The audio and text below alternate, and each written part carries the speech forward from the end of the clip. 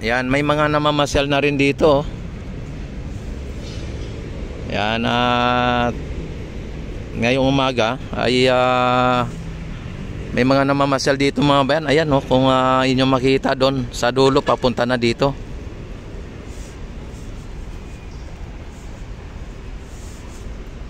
Buhay na yung dito, yung mga halaman no? Pati yung mga dyan Ayan.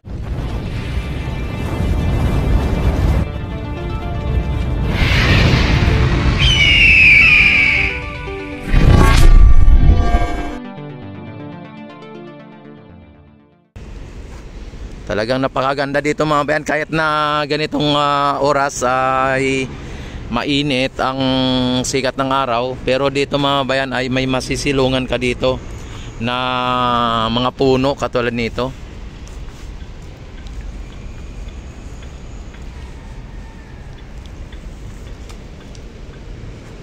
Yan, may mga may mga reporter siguro to mga to, o mga yan may mga malalaki silang mga kamera mga bayan.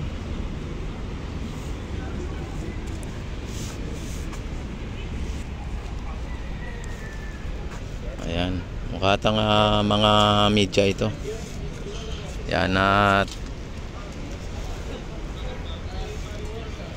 talo natin sila kasi sila media, tayo ay hall. Na joke lang po media sila tayo hall. Kalahati lang po yung nila kaya yung mga ibinabalita po nila ay kalahati lang, hindi buo.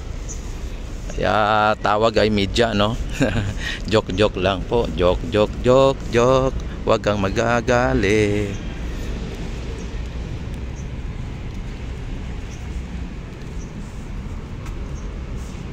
Yan tingnan nyo naman yung dito ang magiging ganito yung ating yung ating pasyalan dito. Ito sa mga hindi pa po nakakaalam itong sa likod ng tarpaulin na ito ay lalagyan po ng ganyan. Ayan yan po ang plano yung MacArthur Plaza o Plaza MacArthur o Loton Plaza, mga ganyan. At nakaano po dyan ay parang kung titingnan natin, si MacArthur ang pinaka highlights dyan kaya yan po ang plano dito sa may bus station na to dito. Malawak po itong bus station, yan hanggang doon tapos yung dito malawak po ito. Siguro kulang-kulang o humigit kumulang 1 hektarya ito. Yung na to, hindi natin masabi kung mga 1 hektarya po ito. Tapos lalagyan nila ng mga puno katulad niyan. Ayan napakagandang pagmasdan Pero kung ako ang mag-suggest dito, pag linagyan nila ng ganyan, imbes na mga puno na yung panglilim lang, ay ang itanim nila po yung mga puno na mapakinabangan katulad halimbawa ng rambutan, lansones, na yung mga prutas na talaga naghatid po ng ng prutas para sa mga namamasyal. Pagka may mga bunga, pwede pong mamitas ayon lang sa kanilang mauubos o ayon lang sa kanilang gusto, Wag yung sobra-sobra. Halimbawa may limit isang maliit na plastic bag lang.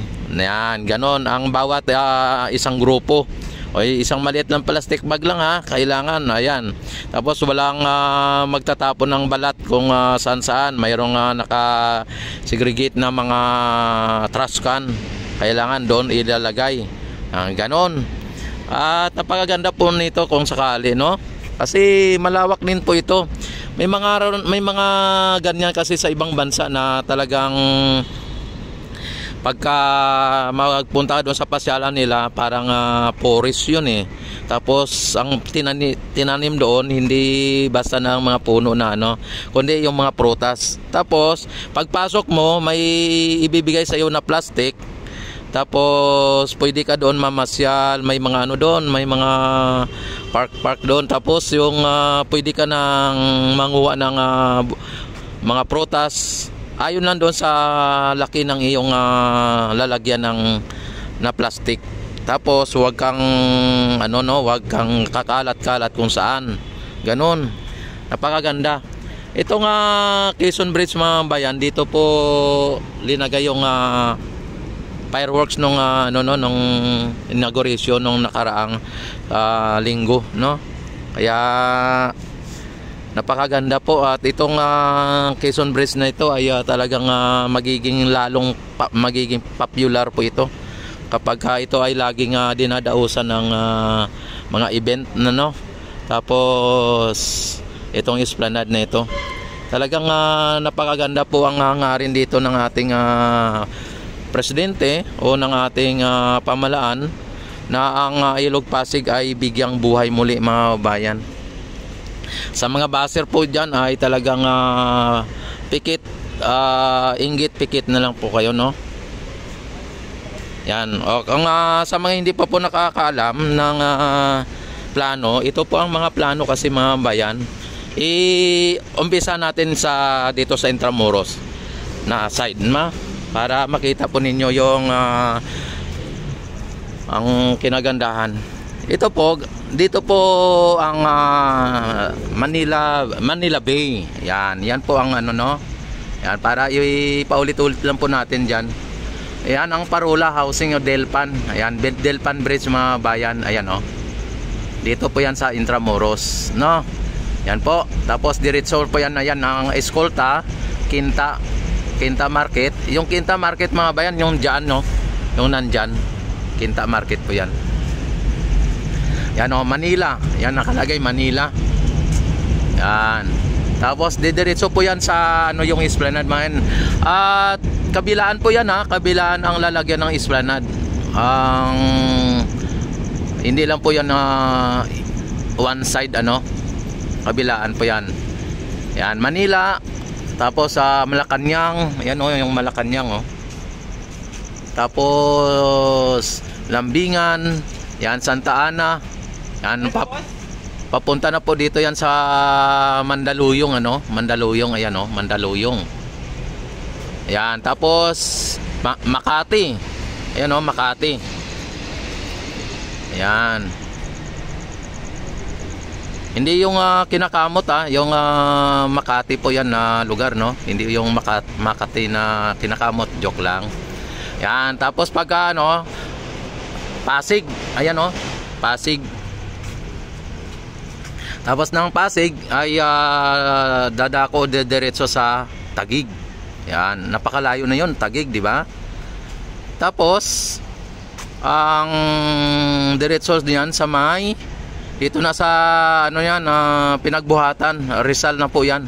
Papunta na po ng Rizal hanggang abot po ng Laguna de Bay. Ayan po ang Laguna de Bay. Yung may nakalagay na Bagong Pilipinas o Pasig bigyang buhay muli. Ayan. Ang ibig sabihin po ng PBBM, Pasig bigyang buhay muli. Ayan, PBBM. Yan po ang programa po ng ating pamalaan mga bayan.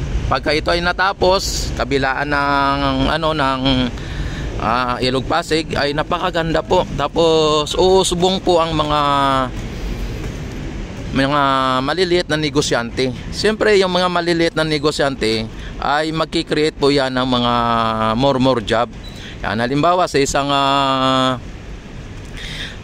maliit na negosyante na magpatayo dito ng mga food stall ay kukuha ng at least 2 empleyado. O ibig sabihin magkakaroon po ng dagdag more job. Sa isang stall ay nagkaroon ng 2 empleyado. Ibig sabihin kung mga abot ng 100 stall dito mga 200 na na mga jobless ang magkakaroon ng job o ng magkaroon ng trabaho, 'di ba? Dagdag economy yon ng ekonomiya natin. Kaya napakaganda po ng hangarin. At pangalawa ay siyempre magiging tourist spot po ito dahil po sa napakagandang pasyalan. Talagang maaakit dito ang mga investor, mga bayan. Kaya pag nakita ng mga ibang bansa ang ganda ng Pilipinas, kaya pwede po silang mag-pasyal dito. At pagdating nila dito na maisip nila ay ang ganda pala ng Pilipinas, at pwede pala silang mag-invest dito o magnegosyo. Kaya itong pasyalan ito, hindi lang po ito na basta lang pasyalan, kundi ito ay umaakit ng mga investor sa hindi lang dito sa Pilipinas o hindi sa ibang bansa, no? Kaya makikilala po tayo sa hindi lang sa Asia kundi sa buong mundo na ang Pilipinas ay lumalago. Tayo ay fastest growth economy sa ngayon, no? At mukhang number 1 ang Thailand, at mukhang magna number 2 tayo kung ayon sa nakalap ko na balita, no, na pinakamabilis lumago na ekonomiya. Hindi po yun katulad ng mga binabalita ng mga DDS na bumagsak na ang ekonomiya natin. At yan po ay nagpapatunay na lumalago ang ating ekonomiya dahil po sa yung may mga kaliwat kanan, kabi-kabilaan ng mga nagtatayuan ng mga building o mga investor o ng mga negosyante, no?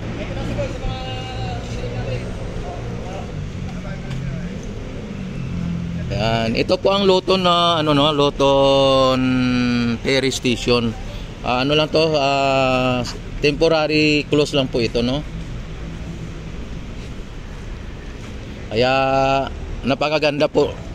Yan, punta tayo dito sa may Arroceros ng mga bayan. Yung Arroceros ay open to public na po talaga sa Arroceros, at napakaganda.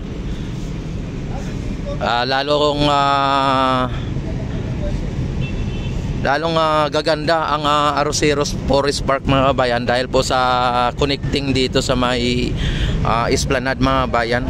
Kapag ito ay open to public na talaga dito at dadagsain ng tao dito o ng mga turista, ay makita nila po yung Arroceros Forest Park na mayroon palang ganito sa Maynila, no? 'Di ba? Kaya talagang napakahalaga ang ang Esplanade na ito, mga bayan.